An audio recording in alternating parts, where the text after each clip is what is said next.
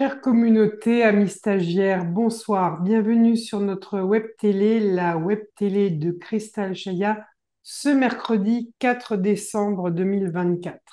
C'est le premier mercredi du mois et comme vous le savez, le premier mercredi du mois, cette web télé est offerte à tous, elle est gratuite.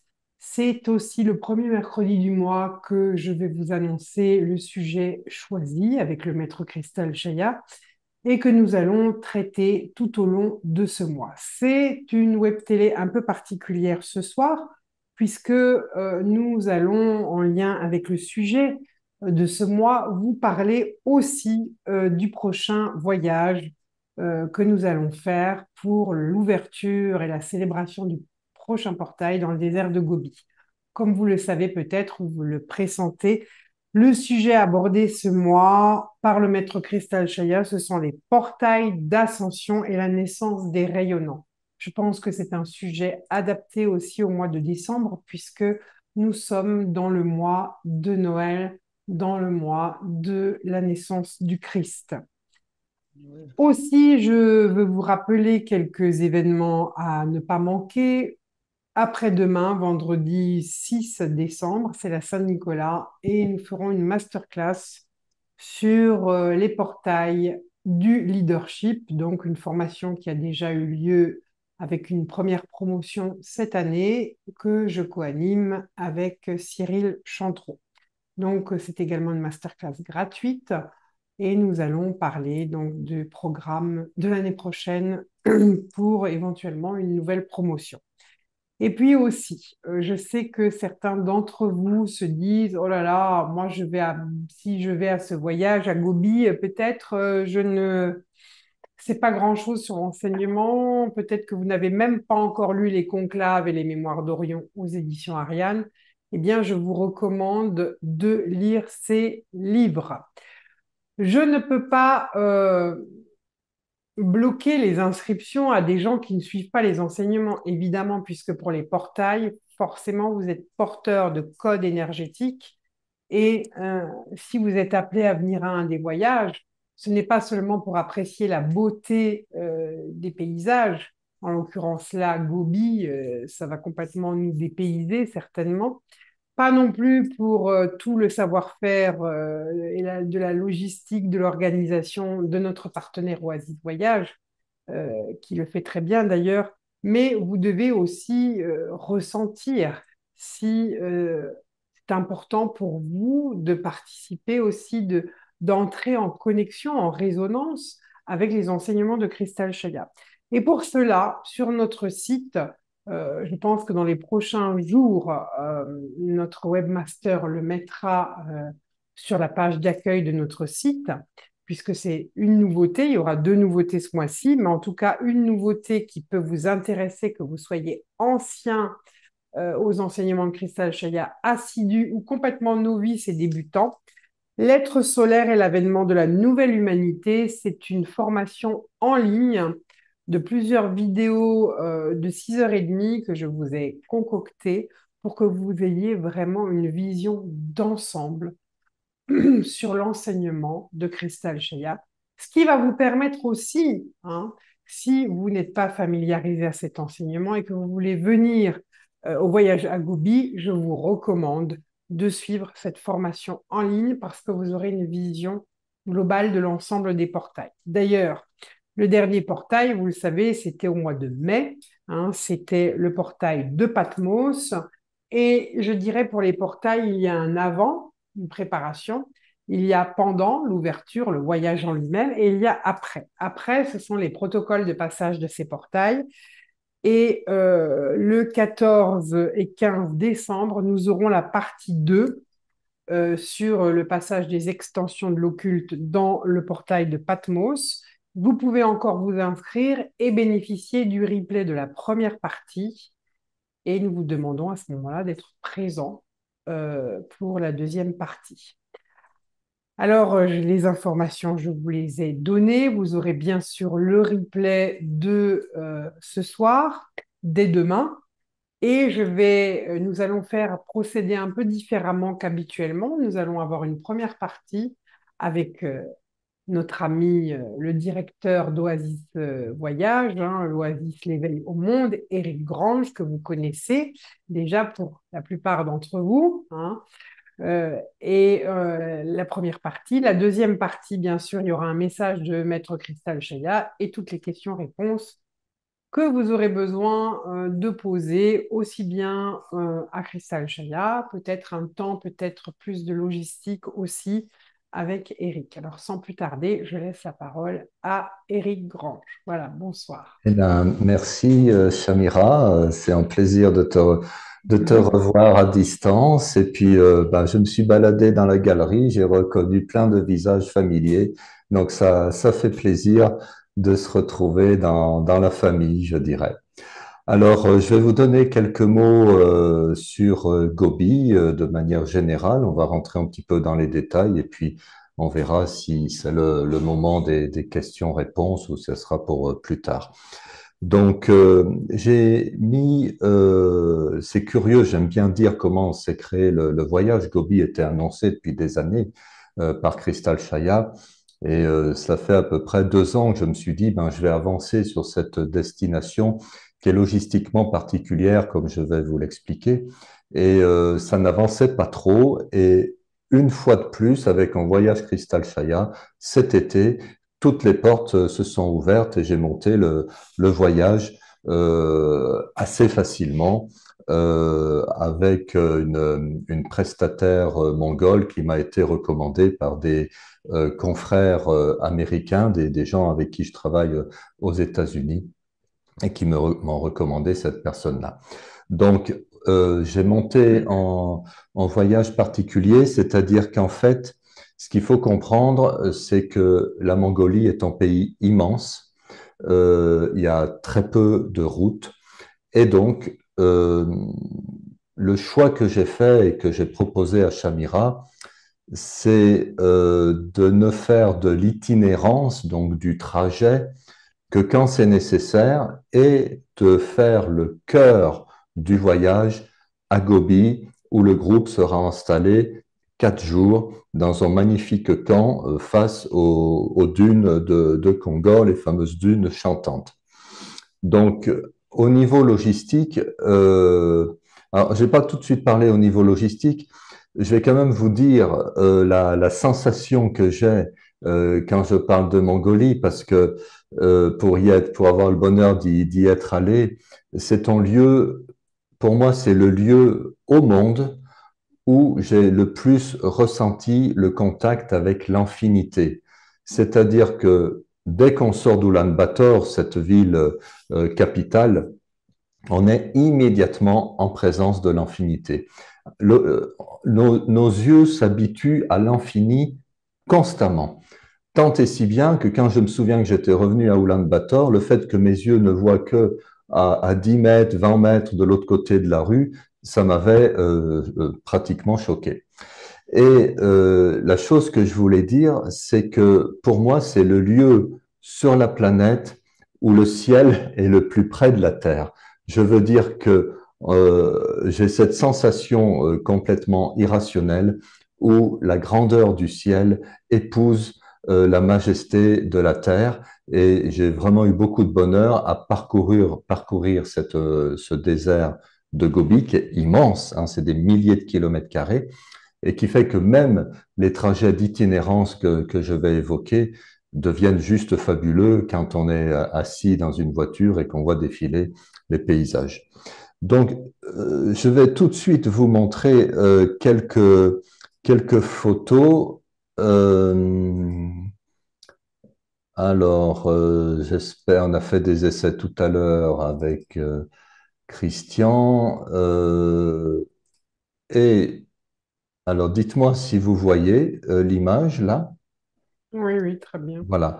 Donc, en fait, ça, c'est Gobi, c'est en espace de Gobi, c'est le lieu qui est pressenti pour ce 8e portail de solarisation. Donc, vous voyez un petit peu la majesté des lieux. C'est absolument incroyable.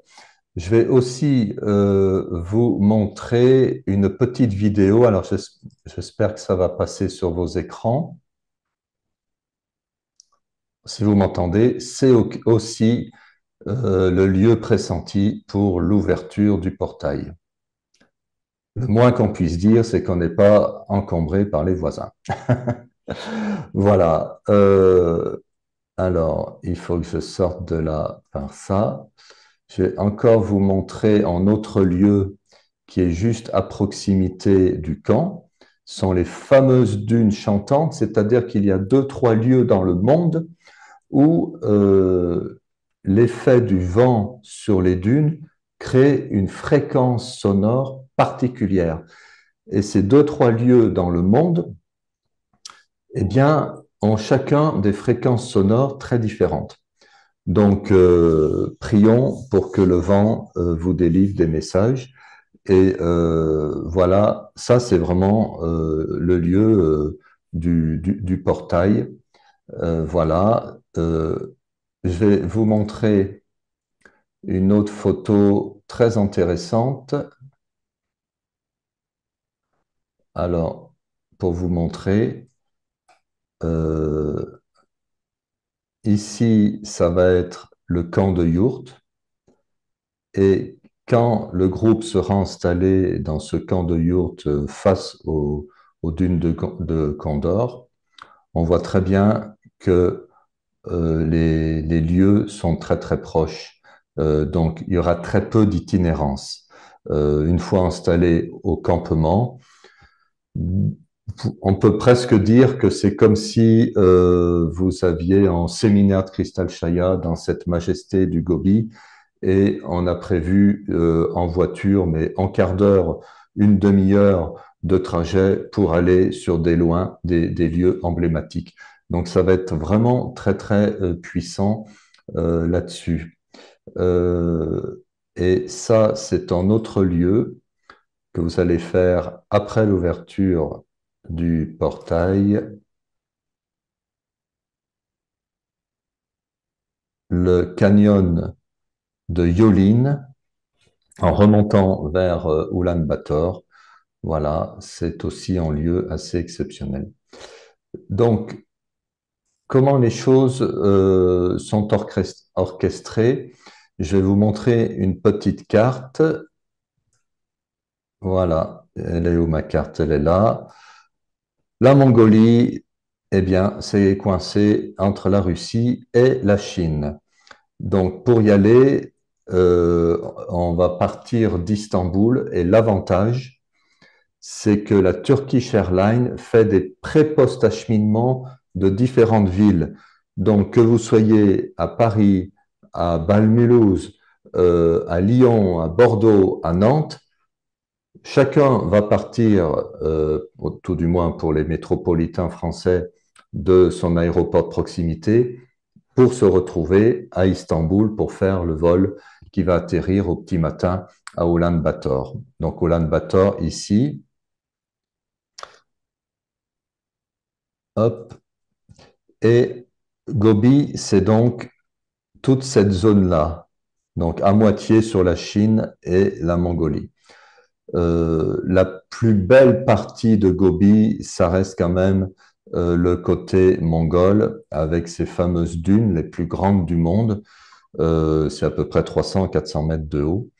Et donc, le principe du voyage, l'itinéraire est assez simple. Vous arrivez à Ulaanbaatar, il y a une journée à Ulaanbaatar. Après, la route pour aller jusqu'au Gobi, avec quand même des escales et des nuitées en yourte sur la route. Donc là, il y a à peu près 3 journées de route parce qu'il y a 1000 kilomètres à faire. Le groupe se pose, s'installe à Gobi. Voilà. Et après, il y a encore le retour qui se fait par une autre route, par la route des canyons, pour remonter à Ulaanbaatar. Donc, c'est un circuit qui est vraiment concentré sur Gobi. Voilà. Donc, Paris-Ulaanbaatar. Ulaanbaatar, il y a quand même des lieux très, très, très, très remarquables à faire. Évidemment, chaque jour, il y a des espaces-temps bloqués pour l'enseignement, le matin, le soir ou des fois sur les sites quand c'est possible. Donc, il y a vraiment des lieux magnifiques comme le monastère d'Angui, les falaises de Bayamzag, ça c'est extrêmement beau. Ce sont des formations rocheuses. C'est vraiment là, on est loin de. Vous allez vous sentir très très loin du monde. Ça relie aussi à l'histoire du monde, puisque c'est là où des œufs de dinosaures ont été découverts pour la première fois. Euh, le jour 6, vous arrivez sur les dunes de Condor, voilà, les fameuses dunes. Donc là, on pose les valises dans un campement pendant 4 jours, 4 nuits et 3 jours. Voilà des photos du campement et on voit les dunes qui sont pas très loin. Voilà. Et ici, donc, il y aura, le groupe sera donc assez statique. Et donc, c'est tombé comme ça, l'itinéraire pressant que cette ouverture du 8e portail se fera donc le dimanche 14 septembre. Donc là, vous voyez, j'ai chaque fois mis les temps de trajet et la distance. Donc, quand vous serez installé dans ce camp de yourte à Gobi, il n'y a plus beaucoup de kilomètres, tout est à proximité. Après l'ouverture du portail, retour vers Ulaanbaatar avec le canyon de Yolin, euh, les, les, d'autres falaises avec des couleurs assez incroyables. Ce lieu-là, je l'ai rajouté, je ne le connais pas personnellement. Une belle soirée festive et après le retour à Ulaanbaatar. Ce qui est important à savoir, donc là, vous l'avez peut-être su, donc au niveau des tarifs, il y a un tarif préférentiel avant le 10 janvier. Ce qu'il faut comprendre, c'est que le lieu que j'ai réservé, la Mongolie, alors attendez, je vais arrêter le partage. Voilà. La Mongolie fait sa saison sur 2 mois, 3 mois, juillet, août, un petit peu septembre et un peu juin. Le camp de yourte est très très demandé. Il est fabuleux. Il est face aux dunes de Gobi. Donc je dois le campement me dit si vous annulez le voyage, ça ne s'est jamais fait avec Shamira, mais si vous annulez le voyage, on n'aura pas la possibilité de revendre et de remettre à la vente les yourtes parce que toutes les agences prévoient leur circuit très à l'avance. Donc, ils me demandent à ce qu'il y ait 25 inscrits avant le 10 janvier, de manière à ce que l'on puisse vraiment confirmer le voyage. Donc, j'ai fait un peu une côte mal taillée en fonction de la relation avec le camp de Gobi. Mais c'est pour ça que c'est important que vous vous décidiez avant le 10 janvier. Alors, j'aborde la question financière. Il y a une personne qui m'a dit, je veux m'inscrire, je veux venir. Par contre, je n'aurai la provision sur mon compte qu'en janvier. Donc, il faut différencier, dans une certaine mesure, l'inscription et le paiement de la compte. Moi, du moment que j'ai un chèque d'acompte, donc qui montre votre engagement et votre bulletin d'inscription, je peux vous valider votre inscription et euh, encaisser votre chèque courant janvier, par exemple. Ce qu'il y a, et l'objectif commun, c'est qu'avant le 10 janvier, il y a donc au moins 25 inscrits sur ce voyage. Euh, alors, au niveau de la logistique, euh, nous sommes, faut se dire que c'est une expédition confortable, mais une expédition. C'est-à-dire qu'on est sur des pistes, on dort sur des yourtes, et là j'ai vraiment eu une bonne négociation parce que ce sont des yourtes à 2 personnes. D'habitude, les yourtes sont occupées à 3 ou à 4 personnes. Donc là, j'ai pu négocier des yourtes avec uniquement 2 personnes. Il n'y aura pas beaucoup de yourtes individuelles et les yourtes sont très grandes. On va dire, sont des toiles de tente, mais ces toiles de tente très confortable. On se tient debout dedans largement, même plus que largement. Il y a des lits, il y a de quoi poser ses valises, il y a des tables, des chaises, etc. Simplement, dans la plupart des camps de yourtes, les sanitaires, ben, c'est un petit peu comme au camping, c'est à l'extérieur.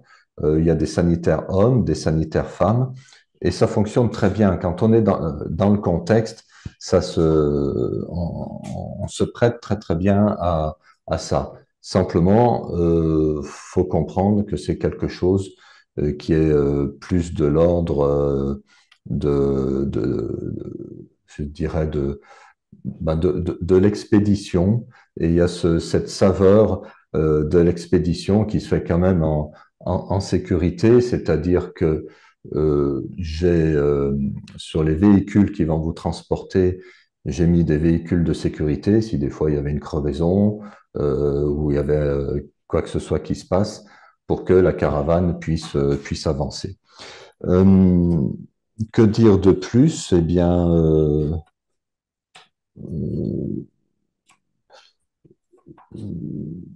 j'ai pas bien des choses de plus à vous dire. Je sais pas, Chamira, si c'est le moment des questions logistiques, tant qu'on est sur le Oui, je sujet. pense. Oui. Oui, Et je pense, par exemple aussi, il peut y avoir des questions, si quelqu'un s'inscrit tout de suite là, maintenant, et qui veut étaler son paiement en plusieurs fois, si le voilà. solde est payé avant le voyage, je pense que c'est possible. Je ne sais pas. Oui, voilà. Après, pour toutes ces questions-là, vous m'appelez, vous m'expliquez votre situation personnelle, et puis entre personnes de bonne volonté, on arrive très très souvent, pour pas dire toujours, à trouver des arrangements, quoi. Donc voilà la chose, quoi. Mhm. Et au niveau climat, Ah oui, alors ça c'est une question importante. Alors, il me semblait que j'oubliais quelque chose. Euh, c'est une destination où les variations de température peuvent être importantes, c'est-à-dire que par rapport à ce qu'on appelle les normales saisonnières, il peut faire plus 15 degrés par rapport au normal ou moins 15 degrés. Là, cette année, par exemple, le 28 juin, ils ont eu de la neige. Euh, donc, si on regarde les statistiques, septembre, c'est une très bonne période pour aller en Mongolie. Parce que juillet, août, il peut faire très, très chaud. Mais en même temps, en moyenne, il fait très, très chaud en juillet, août. Mais en même temps, il peut y avoir des fluctuations importantes. Donc, dans le dossier de préparation, on vous dira d'emporter pour le froid, en espérant qu'il n'y en ait pas. Mais ça, c'est quelque chose que l'on ne peut pas contrôler. Donc, on verra le temps qu'il y aura. Normalement, en septembre, il fait plutôt doux, surtout dans le Gobi, qui est très au sud d'Oulan-Bator. Il fera peut-être plus frais à Oulan-Bator quand vous remonterez, mais là, vous dormirez à l'hôtel et puis c'est juste une journée, quoi. il y a quelqu'un qui demande dans le chat, un visa est-il nécessaire? Alors, je vois pas le chat. Euh, ah, Voilà. voilà. Euh, alors, le visa, ben, je vais vous le dire.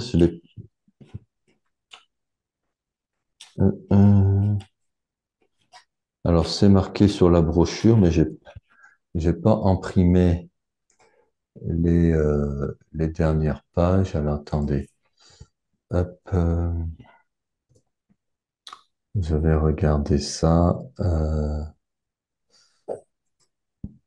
Alors, on parle pour les France. Alors, pour les Canadiens, il faut vous renseigner auprès du consulat de Mongolie au Québec et ça peut des fois changer. Et là, je vais regarder aujourd'hui.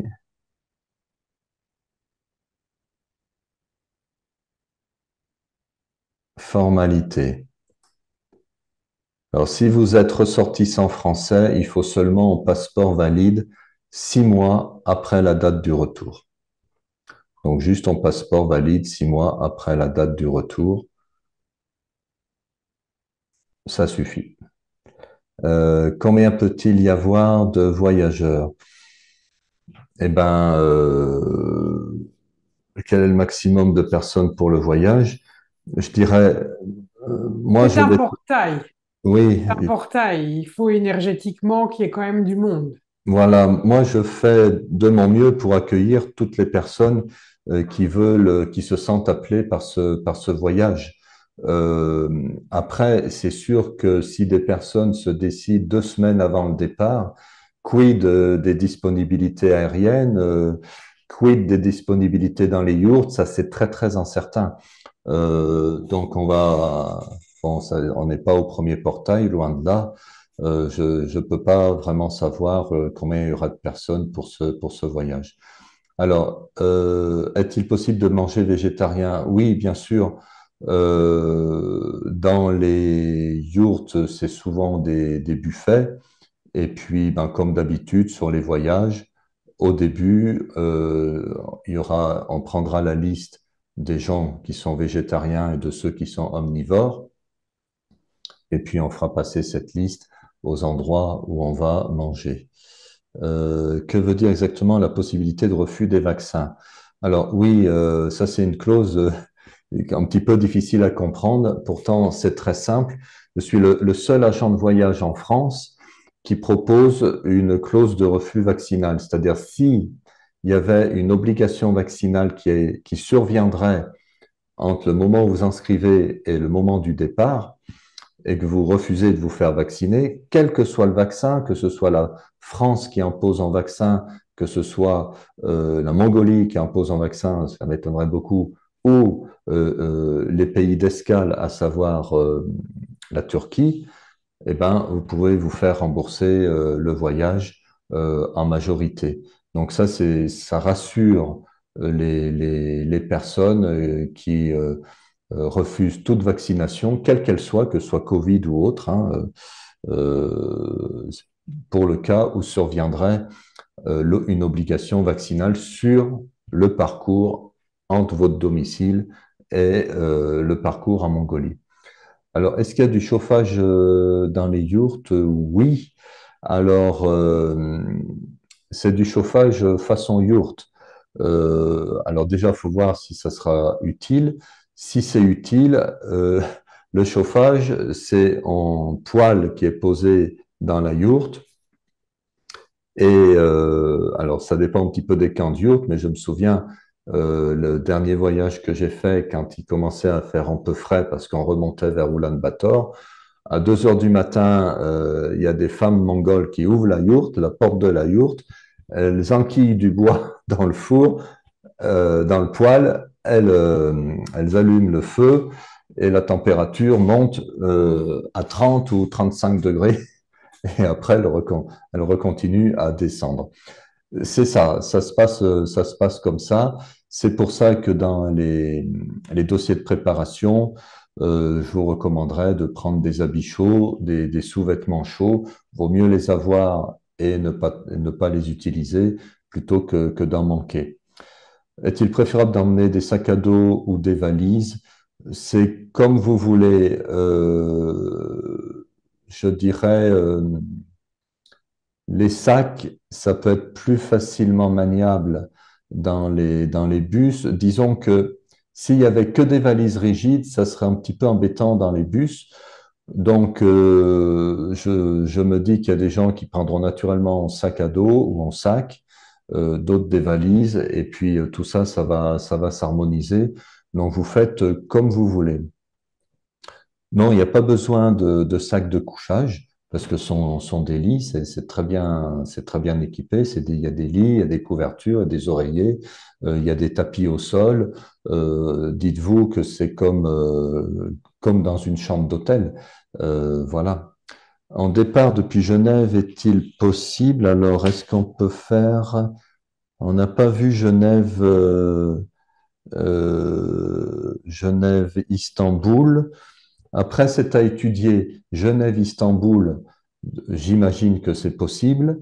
Donc après, il faut étudier le plan de vol pour aller, vous, jusqu'à Istanbul et prendre le vol commun qui va jusqu'à Ulaanbaatar, parce que nos amis canadiens peuvent soit nous rejoindre à Paris et partir à Istanbul, ou alors aller directement à Istanbul. On ne sait pas s'il y avait en Montréal-Istanbul direct, et à ce moment-là, continuer avec le vol choisi par le groupe pour faire Istanbul-Ulaanbaatar. De Bruxelles, ben, c'est un peu la même question. On n'a pas tout regardé parce que l'avantage de Turkish Airlines, c'est que c'est une compagnie qui a beaucoup d'ambition. Les agents de voyage ont été invités à visiter le nouvel aéroport d'Istanbul. Turkish Airlines veut être l'une des premières compagnies au monde. Donc, ils ont fait un gros hub, un gros centre de croisement de vol à Istanbul et ils rapatrient, on va dire, quantité de destinations d'Espagne, probablement de Suisse, probablement de Belgique. Il y a plusieurs, rien qu'en France, Nice, Toulouse, Marseille, Lyon, Bâle, Mulhouse et Paris. Donc, c'est vraiment une compagnie très avantageuse pour ça, quoi. Donc, si les aéroports que j'ai cités, que propose Oasis ne vous conviennent pas, eh bien, vous m'envoyez un email ou vous m'appelez et on regardera le plan de vol le plus adapté pour vous, le plus simple pour vous. Pour les Canadiens, est-ce suffisant de vous envoyer 1 000 € cette semaine et réserver notre place? Le, la compte qu'on demande, nous, avant le 10 janvier, alors, je vais regarder ici.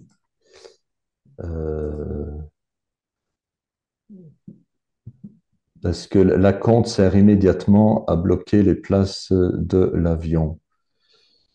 Et il faut 1 350 € d'acompte. Voilà, donc après, hop, je vous reprends. Pourquoi pas, il faut me contacter, que je comprenne un petit peu mieux ce que vous proposez. Si on vous rejoint à Istanbul, y a-t-il une différence de prix? Je sais, nous, on a réservé des vols France, Turquie, Mongolie. Je ne suis pas sûr que si on enlève en segment, la compagnie va nous diminuer le prix. En revanche, vous pouvez réserver sur le site de la Turkish Airlines votre vol Istanbul-Ulaanbaatar, aller et retour, vous-même. Et à ce moment-là, vous aurez juste ce segment acheté pour vous et vous faites votre affaire personnelle pour arriver à Istanbul. Mais là aussi, pour tout ce qui est vraiment personnalisé, vous pouvez me contacter, je regarderai ça. Donc là, on a vraiment beaucoup de souplesse sur l'aérien, ça c'est vraiment intéressant, quoi. Donc je vois plus de questions dans le chat.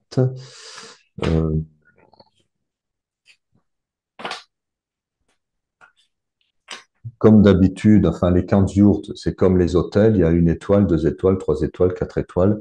Donc on a pris des camps de yourtes 4 étoiles, le camp de yourte principal, donc celui de Gobi, il est très réservé par les Américains qui ont quand même des standards plus élevés, donc on a beaucoup de chance là-dessus. Les enseignements, alors j'ai prévu des temps pour Shamira le matin avec les méditations du matin. Enfin, je connais puisque j'ai fait plusieurs voyages avec Shamira. Et il y a aussi des temps de canalisation autant que possible in situ sur les lieux remarquables. Et si le in situ, c'est-à-dire sur les lieux remarquables, ça ne peut pas se faire, eh bien, ça se fera le soir dans le camp de yourte. L'avantage, c'est que la steppe est grande et c'est très facile de s'installer quelque part en toute tranquillité. Alors, les véhicules peuvent transporter combien de personnes? Alors, ce sont des minibus. Euh, en- alors, je crois que c'est 6, 7 personnes. Simplement, il y a des minibus, il y a un ou deux, on verra la taille du groupe final, mais il y a un ou deux minibus de sécurité. C'est une expédition.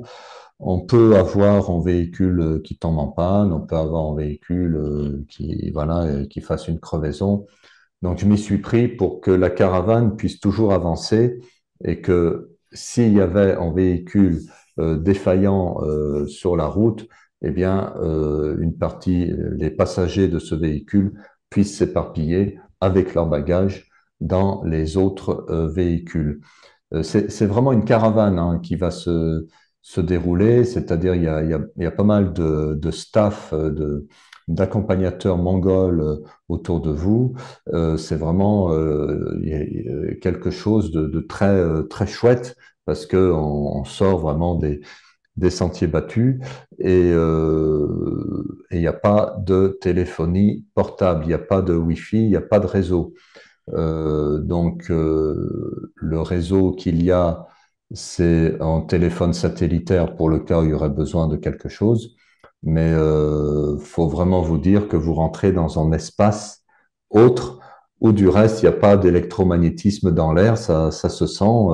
C'est des lieux un petit peu protégés de tout ça. Et voilà, donc après, vous n'aurez que l'enseignement de Crystal Shaya et ces lieux splendides à explorer, à ressentir. Et il y a une coupure vis-à-vis du monde et du tohu-bohu du monde actuel. Rassurez-vous, si l'un de vos proches a besoin de vous joindre en urgence, il appelle notre agence et nous, on trouvera des solutions pour, à titre exceptionnel, et si vraiment c'est urgent, vous transmettre un message. Est-ce que c'est possible d'ajouter le poisson? Je suis pas sûr. Je suis pas sûr qu'il soit très poisson en Mongolie, vu qu'il n'y a aucune mer. Je pense qu'il faudra se dire que c'est végétarien ou carnivore, quoi.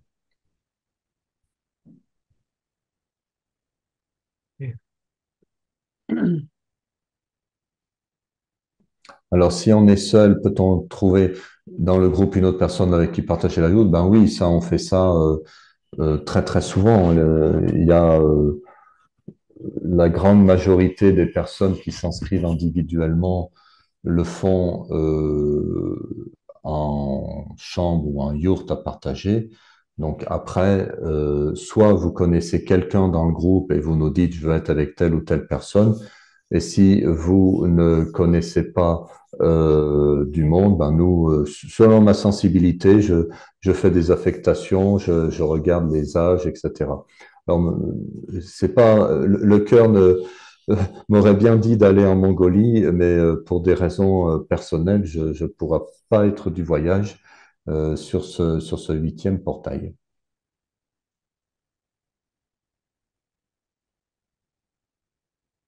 Voilà, je pense que on a fait le tour des questions pour les questions logistiques.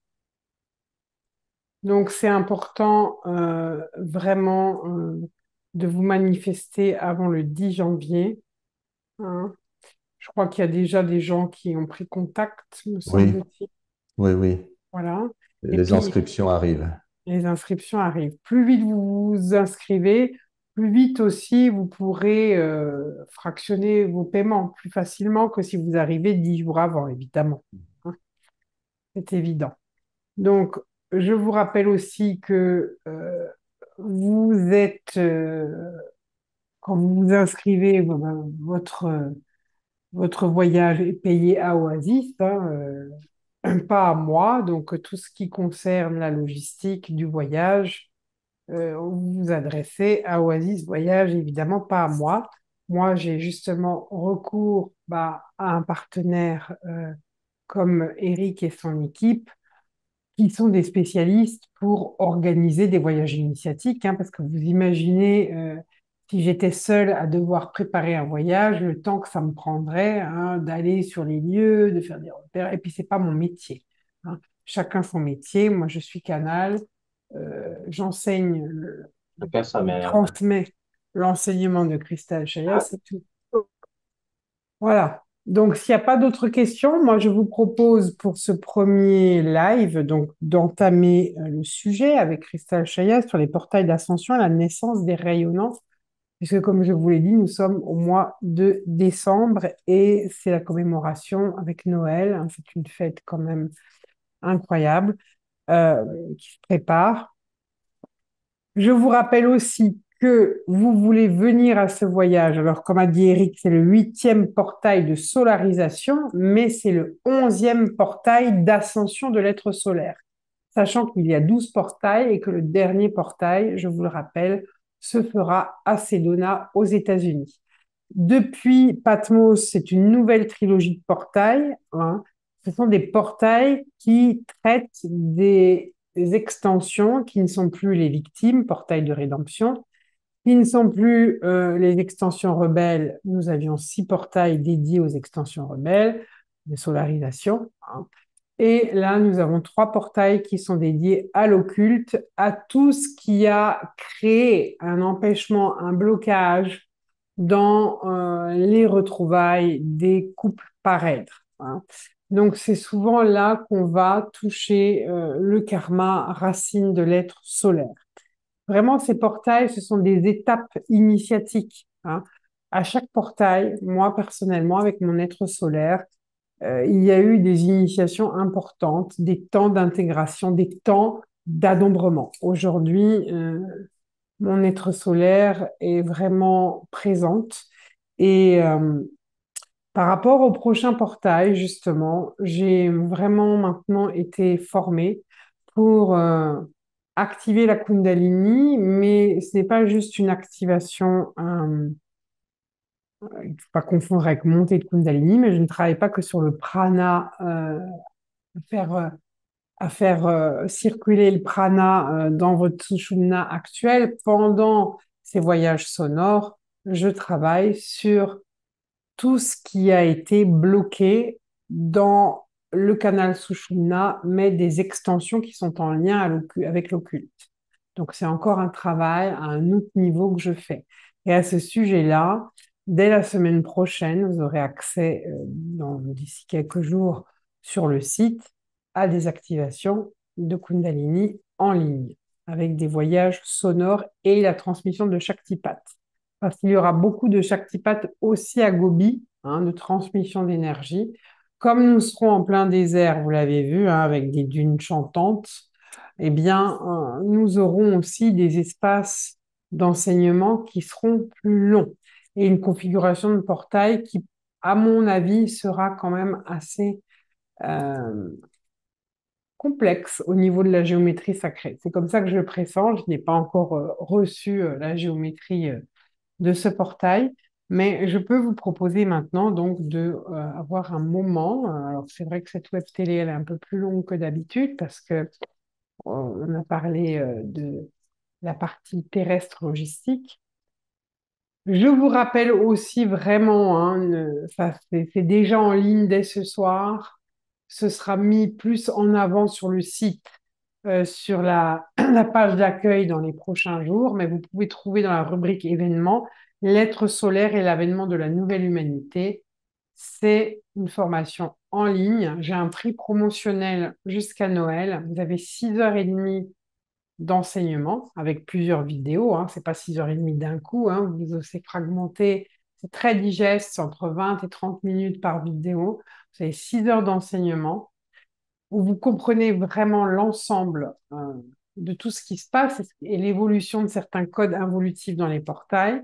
6h30 d'enseignement à un prix de 150 euros jusqu'au 25 décembre.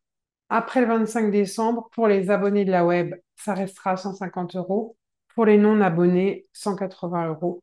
Donc vraiment, c'est pas quand vous regardez une consultation en canalisation c'est 1 heure avec moi et Christelle Chaya, ça vous coûte 150 euros. C'est vraiment important, surtout pour les personnes, même les anciens, parce que ça vous donne une vision d'ensemble. Il y a quelques messages aussi où Christelle Chaya intervient. Mais c'est vraiment le meilleur moyen de vous mettre en immersion euh, pour le prochain portail. Et aussi, eh bien, moi, je vous conseille pendant l'année à venir, soit de suivre la web télé. Il y a beaucoup la lettre mensuelle aussi. Vous pouvez vous inscrire hein, sur notre site www.cristalchaya.com parce qu'on est quand même au 11e portail d'ascension de l'être solaire. Donc, il s'est passé beaucoup de choses. En plus, on a eu pas que les portails, il y a eu des piliers, le pilier d'Émis. On est allé aussi à Philae poser un pilier. On est allé à Malte. Il y a eu aussi Stone Age avec le 13e cristal maître Shah Minra qui a été retranslaté là à Stone Age. On a été en Égypte plusieurs fois, donc pour travailler aussi sur le striatum. Donc, c'est vraiment un parcours initiatique qui vise à faciliter cet adombrement de notre être solaire.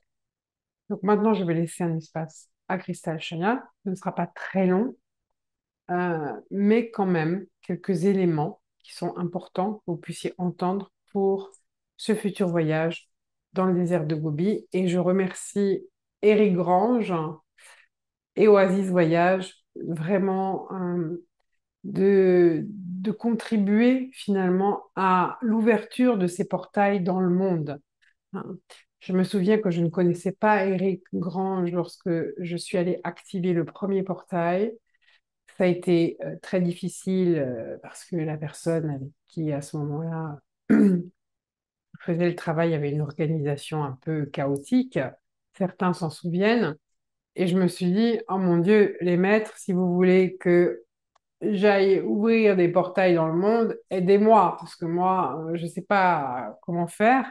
Et pendant les conclaves, Éric Grange est arrivé et chaque fois, pour tous les voyages, il est comme mandaté pour ça. Je pense qu'il a les codes pour ça. Il nous trouve toujours l'endroit. Il faut se poser. Et pourtant, à Patmos, on n'avait pas prévu Patmos. Il y a eu un petit peu de tension parce que les guides là-bas sur place nous disaient, ouh là là, si les gens vous voient avec des crânes de cristal à Toricos, ça va faire des problèmes. Moi, le matin, quand on était à Patmos, j'entends Christelle Chaya qui m'a dit, c'est aujourd'hui, c'est Patmos. Je dis, bah non, c'est pas aujourd'hui, c'est demain, c'est prévu demain. Il m'a dit, c'est aujourd'hui. Et les choses se sont orchestrées pour que ça se fasse à Patmos. Et le lieu qu'on a trouvé, où il y avait une espèce de petite église comme ça en forme pyramidale. Le sol, ça ressemblait à la ténèbre éternelle, cette pyramide de régénération. On était vraiment en hauteur face à la mer. Hein. Vraiment, c'était le lieu parfait. Donc, même si jamais tout d'un coup il y avait une petite erreur de, de pilotage, Crystal Jaya, il s'occupe pour rectifier le tout. Mais, comme à chaque fois, ce sont des voyages initiatiques. Donc, il y a un avant, il y a toute une préparation. Et moi, je remercie tous les gens qui sont assidus aux enseignements, aussi bien de la web télé, de la lettre mensuelle, et surtout ceux qui viennent en présentiel. Parce que tu dis que cet été, il y a eu une ouverture qui s'est faite pour l'organisation du voyage. Mais pendant qu'il y a eu cette ouverture, nous, on était en train de nettoyer le container dans les enseignements de Crystal Chaya. Donc, je pense que c'est encore une preuve matérielle pour ceux qui disent ben, on ne peut pas mesurer ce qui se passe forcément dans la 3D. Bah, si, vous voyez, on faisait des grands nettoyages dans le container des enseignements de Crystal Chaya par rapport à, à, à sortir toute la toxicité de l'occulte du container des enseignements. Et comme par hasard, pendant qu'on travaillait ça, eh bien, tout se débloque du côté d'Oasis pour l'organisation du prochain portail. Donc, comme quoi, il y a vraiment une synchronicité qui se fait. Donc, je parle beaucoup, mais c'est important de donner ces détails-là. Et puis, certains m'ont dit, tiens, on a vu un nouveau crâne. Alors, ce crâne m'a été confié pour qu'il reste pour l'instant près de ma team. Il est apparemment pour Cristal Sheila, en tout cas pour le projet Îlot de Lumière, hein.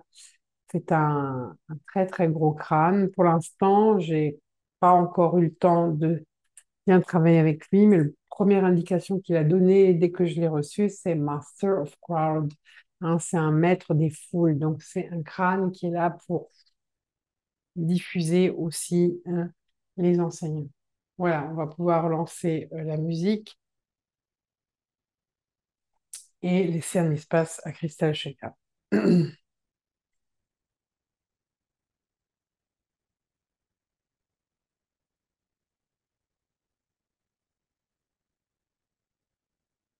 Bien-aimés de l'un, je vous salue. Hod, Ha, Melech, Sédek, Melkit Sédek, Meshia. Soyez les bienvenus, chers âmes, soyez accueillis. Accueillis au centre du cercle des 13 cristomètres d'âne d'Orient, d'où je suis, pleinement accueillis dans ce centre. Face au 13e cristal maître d'allégeance, Shah Amin Ra. Au centre du cercle, juste à côté du 14e cristal maître, Aminra Suryakasu, la matrice de résolution de tous les conflits, qui est également le pilier central du portail de Patmos.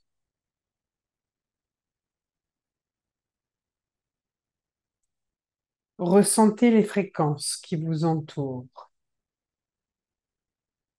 Soyez entourés par les 13 sceaux d'unité quantique.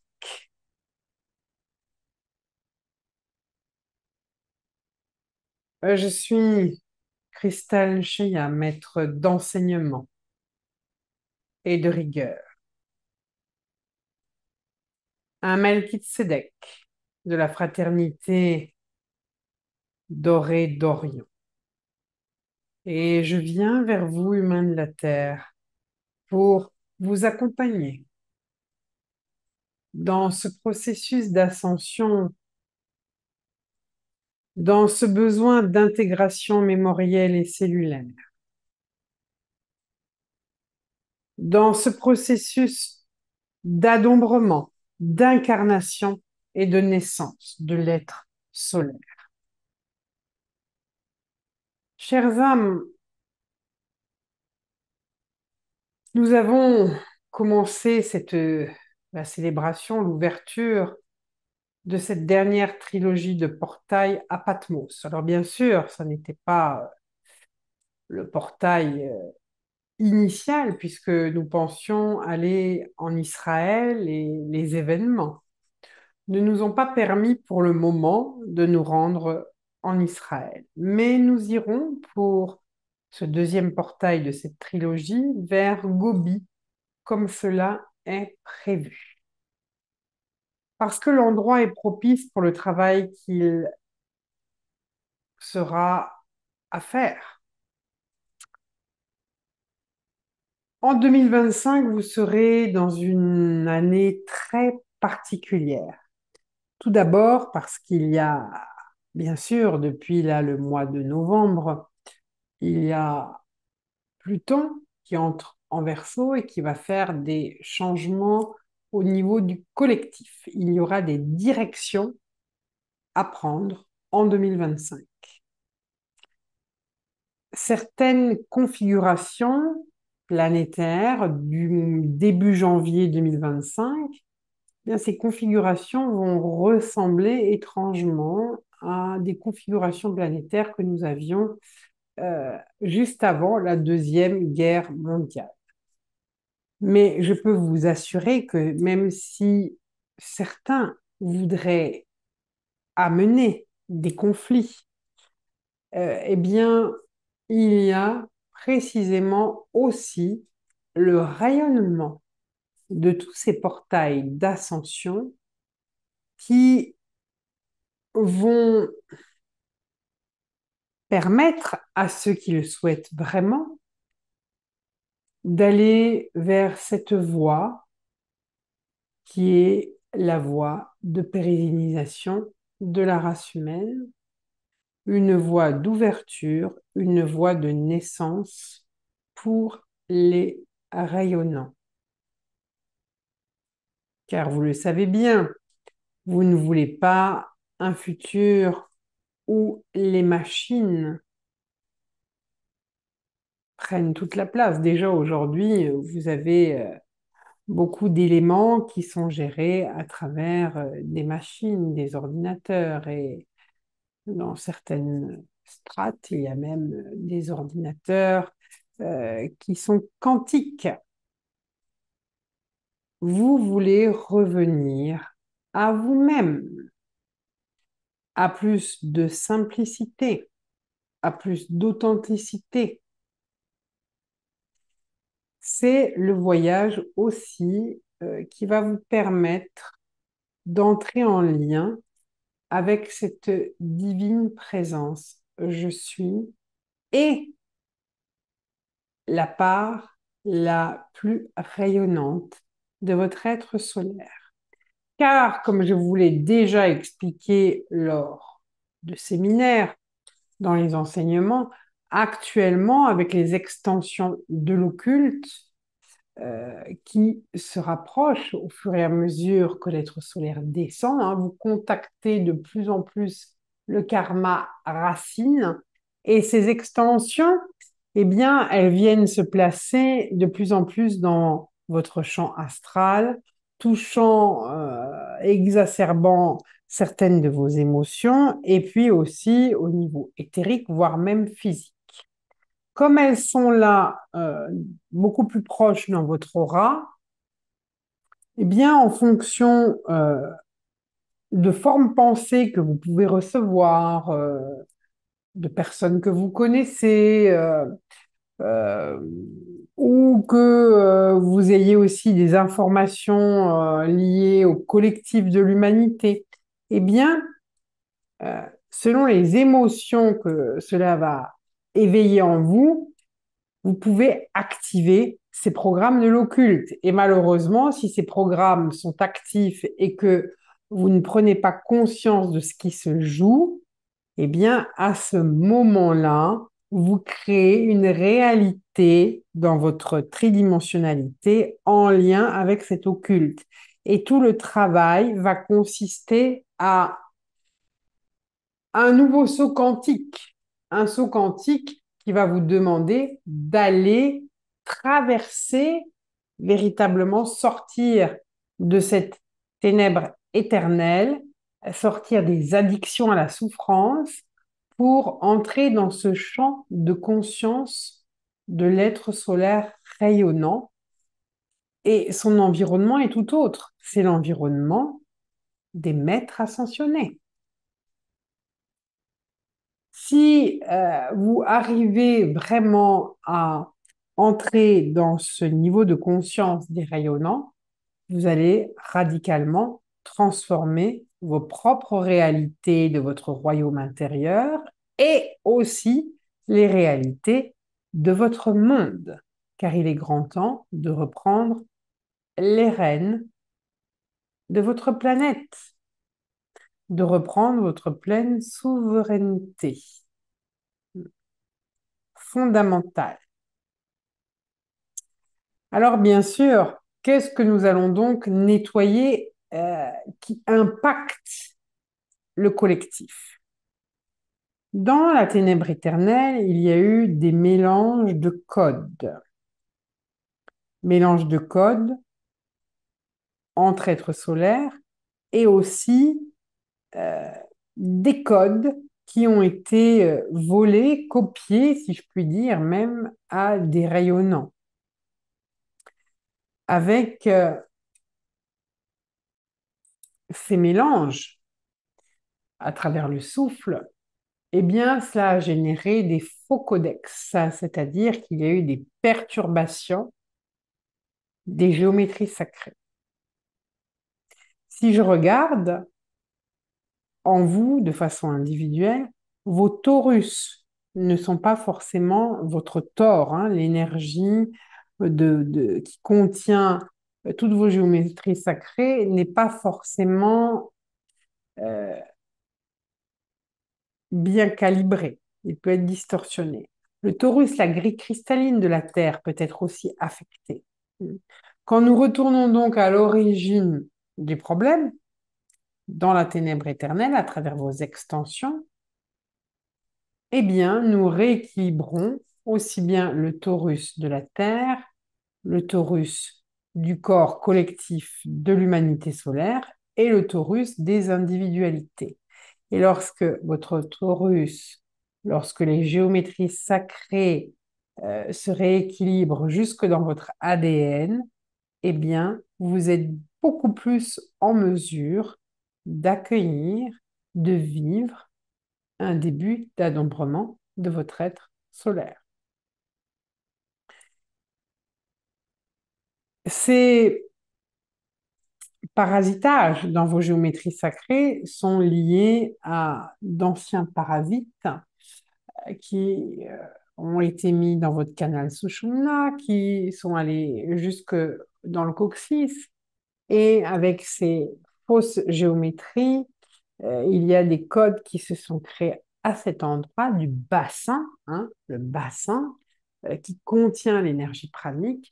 C'est comme si vous aviez créé dans le temps du galactique des poisons, euh, de l'eau stagnante, des putréfactions, et vous avez nourri des énergies sombres qui stagnent, qui créent comme de la putrescence, comme de l'eau polluée, du pu même. Et donc, lorsque nous allons rapatrier ces extensions dans le prochain portail, nous allons libérer, nettoyer le feu, permettre à votre être solaire d'activer le feu Kundalini à l'intérieur de son canal Sushumna. C'est indispensable, non seulement pour avoir une nouvelle calibration, un nouveau calibrage de votre ADN, et puis aussi pour activer le feu cellulaire de la solarisation. Créer cette sorte d'étincelle qui aussi, d'ailleurs, dans les activations Kundalini, crée cette rencontre du système nerveux sympathique parasympathique. C'est une façon d'activer et d'amener une circulation énergétique. S'il y a une circulation énergétique qui peut se faire sur l'être solaire, l'adombrement devient aussi un peu plus fulgurant qu'il ne l'a été jusque-là, puisque jusque-là, vous avez vécu des étapes euh, beaucoup plus graduelles. Elles se sont faites graduellement dans votre temps terrestre. Lorsque ces géométries, ces codex reviennent à leurs normes, vous avez des descentes, des descentes d'énergie, des moments d'adombrement beaucoup plus fulgurants et donc des changements importants dans les structures mêmes de votre ADN. Des brins d'ADN vont véritablement s'illuminer, s'allumer. De l'information, euh, vous allez récupérer de l'information qui pour le moment est endormie, est latente, ou même de l'information qu'on vous a volée et qu'on vous a transformée ou qu'on vous a tronquée et truquée. Si le portail de Patmos vous a fait une promesse, celui de récupérer tout ce qu'on vous a pris, le portail de Gobi vous fait une autre promesse de rendre tout ce qui ne vous appartient pas. Ça veut dire que tout ce qui a été inoculé, inséré, déformé par des mélanges de codes, tout cela ne vous appartient pas et sera rendu, partira dans le pilier de solarisation du portail de Gobi. Mais tout ce qui euh, va quitter vos systèmes doit être alchimisé. Et donc aussi, vous aurez besoin d'entrer bien plus en conscience, de conscientiser encore davantage vos propres comportements, vos propres intentions, car vous devrez faire la nuance entre l'intention de votre être solaire rayonnant et les intentions de vos extensions, qui ne sont pas toujours de pures intentions, mais qui sont liées à la peur, à la survie, qui sont liées aussi aux prises de pouvoir et aux jeux de manipulation.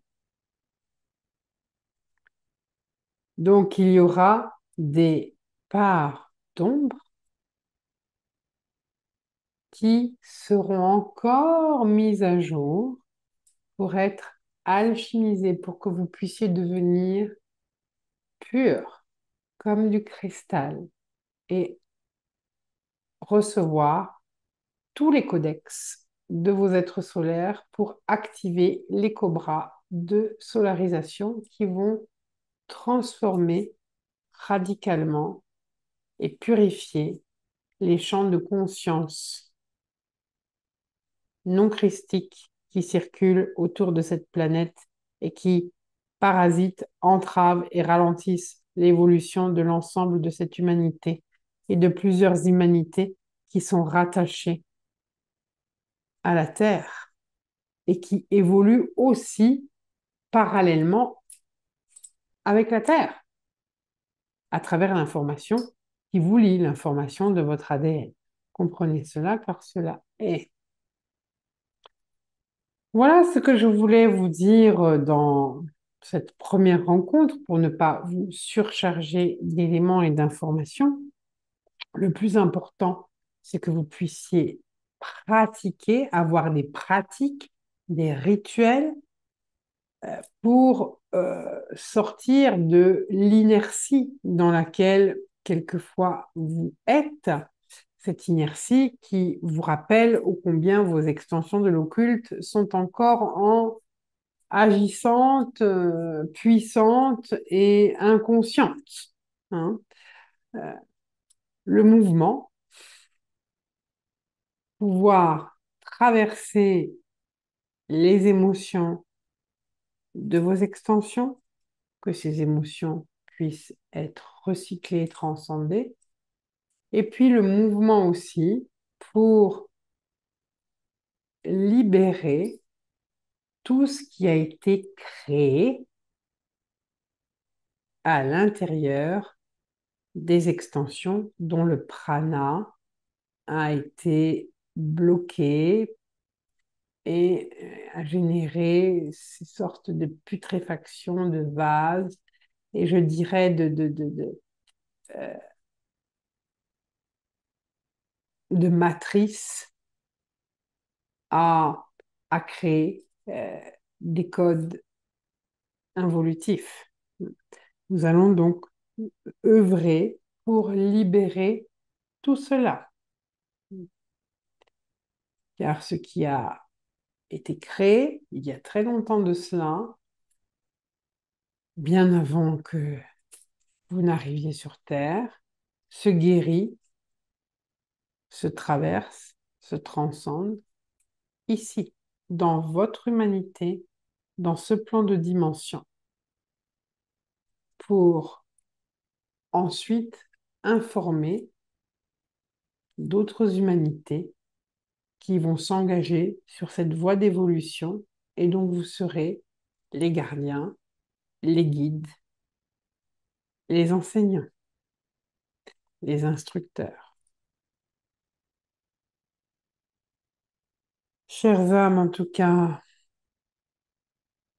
soyez bénis, soyez protégés, guidés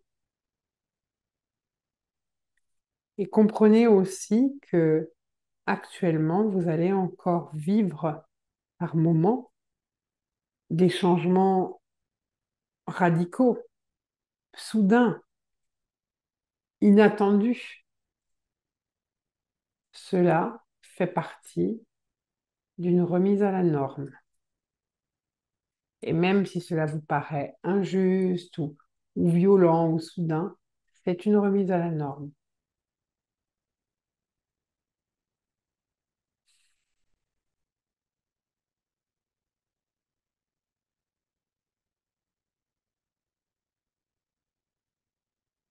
Vous recevez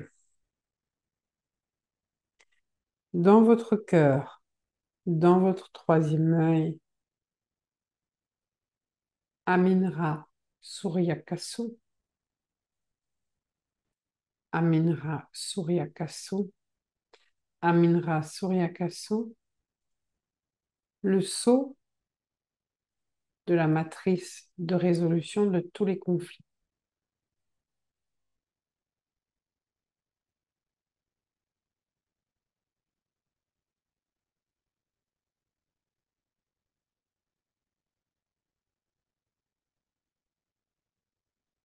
Et que toutes les âmes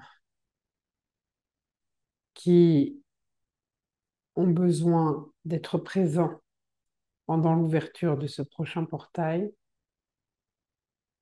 se présentent, car vous allez à un voyage comme celui-ci aussi pour œuvrer sur le collectif de l'humanité.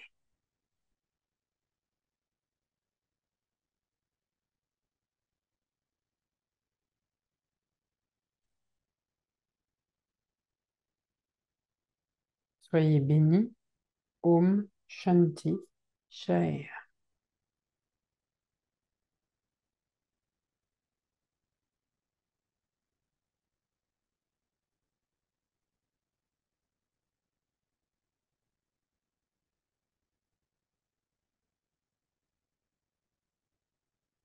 Voilà, merci Christelle Chenia. Donc, pour les abonnés de la web, nous nous retrouverons la semaine prochaine. Continuer sur les portails d'ascension et la naissance des rayonnants. Et aussi pour se préparer, bien sûr, au passage de Noël. Prenez soin de vous. Merci encore à Eric et à Oasis pour leur soutien et nous nous retrouverons bientôt. Et si je ne vous revois pas d'ici l'année prochaine en live, eh bien, je vous souhaite de passer une très belle fin une très belle fin d'année, de belles fêtes de fin d'année. Et à très bientôt en présentiel et en tout cas la semaine prochaine en Zoom. Et puis certainement vendredi pour ceux qui ont envie de participer à la masterclass. À bientôt.